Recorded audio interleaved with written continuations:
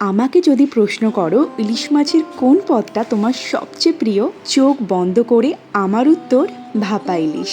তাই আজ বাইরে ঝমঝমিয়ে বৃষ্টি আর ভেতরে আমি তৈরি করছি ভাপা ইলিশ। রেসিপি তোমরা কম বেশি সবাই জানো, সবচেয়ে কম সময়ে হয়ে যাওয়া সহজ একটি রেসিপি। 1 চামচ সাদা সর্ষে, 1 চামচ কালো সর্ষে নুন লঙ্কা দিয়ে প্রথমে বেটে নিতে হবে। এরপর সর্ষের ওই পেস্ট একটা টিফিন বক্সে দিয়ে তার মধ্যে স্বাদ মতো নুন, সর্ষের তেল দিয়ে মাখিয়ে ওর মধ্যে আগে থেকে নুন হলুদ দিয়ে মাখিয়ে রাখা ইলিশ মাছগুলো দিয়ে দিতে হবে। ওপর দিয়ে 3-4টে কাঁচা লঙ্কা ছড়িয়ে দাও আর বেশ খানিকটা সর্ষের তেল দিয়ে টিফিন বক্সের মুখটা বন্ধ করে দাও। এরপর 10 থেকে 15 মিনিট কড়াইতে ভাপ দিয়ে দাও আর মাইক্রো ওভেনে দিলে 5 থেকে 10 মিনিটের মধ্যেই হয়ে যায়। ব্যাস তৈরি কম সময়ে অপূর্ব স্বাদের ভাপা ইলিশ। তোমরা কারা কারা ভাপা ইলিশ খেতে পছন্দ করো কমেন্ট করে জানিও।